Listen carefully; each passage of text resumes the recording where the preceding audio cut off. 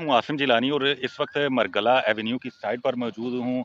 Margalla Avenue का काफ़ी हिस्सा मुकम्मल हो गया है, लेकिन कुछ हिस्सा ऐसा है जिस पर एक तनाज़ा खड़ा हो गया है और इस वजह से ये काम इस पर रुका हुआ है और अभी तक इस एवेन्यू का ये हिस्सा तामीर नहीं हो सका। और काफ़ी वीडियो व्लॉग्स देखे जिसमें बताया जा रहा था कि बारिशों की वजह से काम रुका हुआ है, लेकिन असल में ये बारिशों की वजह से काम नहीं रुका हुआ।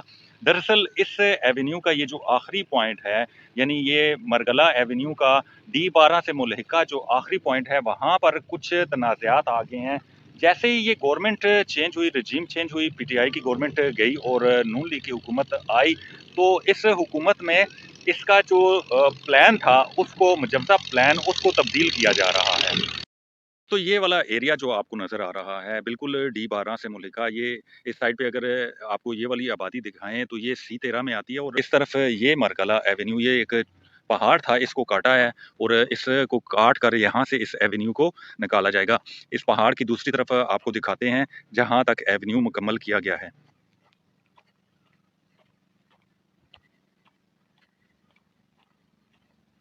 दोस्तों ये देखें आप, काफ़ी बड़ा पहाड़ था, इसको काटा है और इस पर ही ज़्यादा वक्त लगा है इसको काटने में।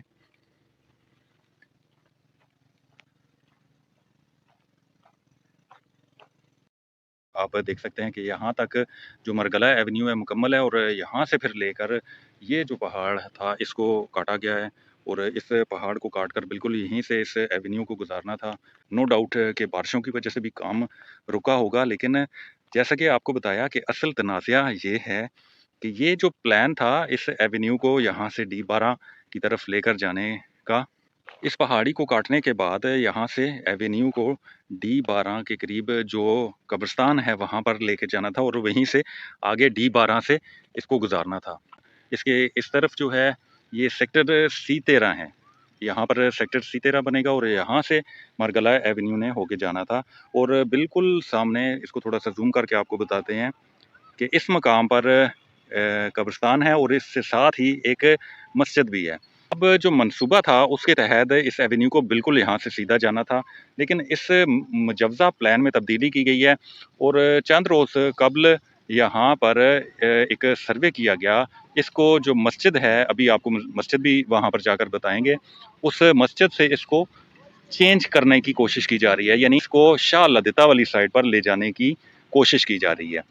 ताहम जो CDA का बोर्ड है उससे मंजूरी बिल्कुल ये सीधी जो आपको डायरेक्शन नज़र आ रही है इस तरफ इस एवेन्यू को बनाने की थी, ताहम अब इसकी डायरेक्शन को चेंज करने की कोशिश की गई है और D12 के मकाम पर जो कब्रिस्तान है और वहाँ जो मुल्हिका मस्जिद है, वहाँ से इसको शाह लतिता की तरफ मोड़ने की कोशिश की जा रही है। और चंद रोज़ कबल जैसा कि आपको बताया एक सर्वे भी किया गया और कुछ CDA की टीमें और जो यहाँ पर कंपनीज काम कर रही है उनके नुमाइंदों ने वहाँ पर जाकर उसका विज़िट किया और कुछ सियासी लोग भी वहाँ पर मौजूद थे। आज जुम्मे वाले दिन एहतजाज भी किया गया उलमा इकराम की जानिब से और यही कहा गया कि इस मस्जिद को शहीद नहीं होने दिया जाएगा और भरपूर एहतजाज किया जाएगा। आज जो एहतजाज हुआ है उसकी भी फुटेज आपको इस व्लॉग में आपको दिखाते हैं और आगे उस मकाम पर चलकर आपको मज़ीद अपडेट देते हैं। अगर इसको शाह लतिता की जानिब मोड़ा जाता है तो कुछ लोगों की ज़मीनें वहाँ पर हैं, उनको फ़ायदा पहुँचाने के लिए इसकी डायरेक्शन को चेंज किया जा रहा है और यही एतराज़ यहाँ के मकामी लोगों की जानिब से भी हो रहा है कि जो प्लान था, जो पहले लेआउट था, उसी के मुताबिक इसको बनाया जाए कि कुछ लोगों को नवाजने के लिए D12 के मकाम पर इसकी डायरेक्शन को मोड़ा जाए। इससे की लागत में भी काफ़ी इजाफा होगा और जो पहले जिन लोगों को इसका फ़ायदा होना था उसके बजाय चंद सियासी लोगों को फ़ायदा इसका पहुँचेगा। तो इसके लिए आज एहतजाज किया गया मस्जिद में जुमा की नमाज के बाद। अब देखते हैं कि ये एहतजाज क्या रंग लाता है, क्योंकि आज वार्निंग दी गई कि CDA हुकाम और जो यहाँ पर काम करने वाले लोग हैं उन्होंने अगर इसकी डायरेक्शन को चेंज किया और मस्जिद को शहीद करने की कोशिश की गई तो भरपूर लाया अमल तरतीब दिया जाएगा और आइंदा 1-2 दिनों में इस हवाले से मज़ीद एक लाया अमल सामने आ सकता है। अब उसके बाद बिला तकलीफ हमारे शारदा के खतीब मौलाना रियासत साहब से गुजारिश करता हूँ कि वो आए और 2 मिनट में अपने ख्यालात का इज़हार फरमाएं। मौलाना मोहम्मद यासिर साहब। نحمده ونصلي ونسلم على رسوله الكريم أما بعد فأعوذ بالله من الشيطان الرجيم بسم الله الرحمن الرحيم والذين جاهدوا فينا لنهدينهم سبلنا وإن الله لمع المحسنين صدق الله العظيم. واجب الاحترام دوستوں بزرگوں، جس طرح مولانا صاحب نے یہ عرض کیا، یہ مسجد کا مسئلہ مفتی نزاکت صاحب کا نہیں ہے، یہ پورے علاقے کا مسئلہ ہے اور ہم میں سے ہر بندے کا یہ مسئلہ ہے. انشاءاللہ یہ مسجد بنی ہے، یہ رہے گی. ہمیں خون دینا پڑا تو ہم حاضر ہیں انشاءاللہ، جان دینی پڑی تو حاضر ہیں، مال لگانا پڑا تو حاضر ہیں، وقت دینا پڑا تو حاضر ہیں. مفتی صاحب ہمیں کال کریں، اشارہ کریں، ہم ہر حال میں یہاں پہنچیں گے اور ہر قیمت پر اس مسجد کو بچانے کے لیے ہم تیار ہیں. یہ ہمارے دین اور ایمان کا حصہ ہے، ہمارا یہ فرض بنتا ہے، یہ اللہ کا گھر ہے، اس کی حفاظت ہماری ذمہ داری ہے. انشاءاللہ ہم ہر حال میں اس کو قیامت تک کے لیے یہ بنا ہے اور اس کو قائم اور دائم رکھیں گے. اللہ تعالیٰ ہم سب کا حامی و ناصر ہو.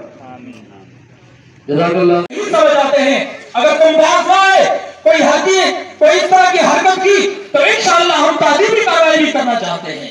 ہمیں مظلوم نہ سمجھا جائے، بے سہارا نہ سمجھا جائے.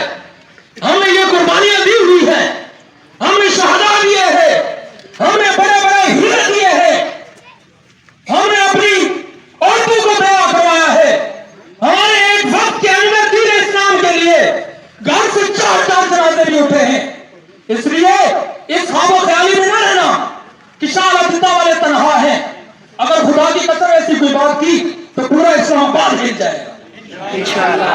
اس لیے جو بھی یہاں سن رہے ہیں ان باتوں کو آگے تک پہنچا دیں. اور ہم یہ دائیں بائیں والوں سے بھی ڈرنے والے نہیں ہیں، ہماری تعلیم بھی یہی ہے. اس لیے تمام لوگوں سے یہ گزارش ہے، انشاءاللہ بے حیثیت مسلمان اللہ نہ کرے، اللہ نہ کرے، اللہ نہ کرے اگر کوئی ایسا اقدام ہوا تو انشاءاللہ ان کا ڈوزر پہ ہماری لاشوں سے گزرے گا بات. ٹھیک ہے کہ نہیں ہے؟ اس لیے اگلی کال کا انتظار کریں. جس طرح مولانا نے بتایا ہے تمام علماء اکرام کی مشاورت سے جو بھی نئے عمل ہوگا، یہ ہمارا ہلکا سا ایک میسج، چھوٹا سا مسئلہ ان کو سمجھا رہے تھے. اگر نہ ہوا تو انشاءاللہ یہ مساجد کے دفاع کے لیے اللہ نے بڑے بڑے لوگ پیدا کیے ہیں. سعادت مند ہوں گے وہ لوگ جن سے اللہ پاک مساجد کے دفاع کا کام لے لے گا. اس لیے آگے بڑھیے. آپ کو پتہ نہیں غازی علم الدین کیسے پیدا ہوا تھا؟ غازی علم الدین عطا اللہ شاہ بخاری کا خطاب سنتے ہوئے وہ اٹھا، اس نے گستاخ رسول کو موت سے جہنم کیا تھا.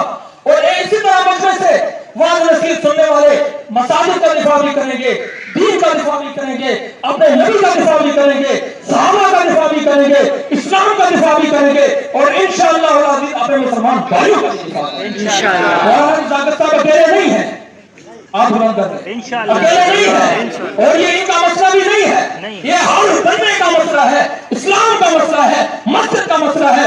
اس لیے ہم ہر اول دستے کا کردار ادا کریں گے انشاءاللہ. اور آپ کا حامی و ناصر ہو. اگلی کال کے لیے آپ منتظر رہیں، یہیں پر کھڑے رہیں، پرامن طریقے سے آپ یہاں پر رہیں. جو ہی آگے بات چلتی ہے، جو بھی معاملات طے ہوتے ہیں اس کے بعد انشاءاللہ دعا کریں گے.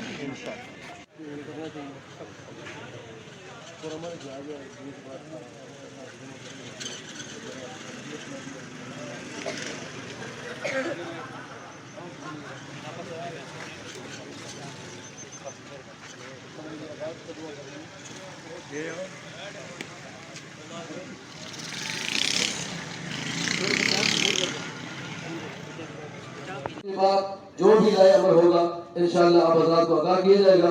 تو آپ حضرات سے گزارش ہے کہ جب بھی مسجد کے معاملے میں آپ کو کال دی جائے تو انشاءاللہ پہنچیں گے. نہ پہنچیں گے سارے انشاءاللہ.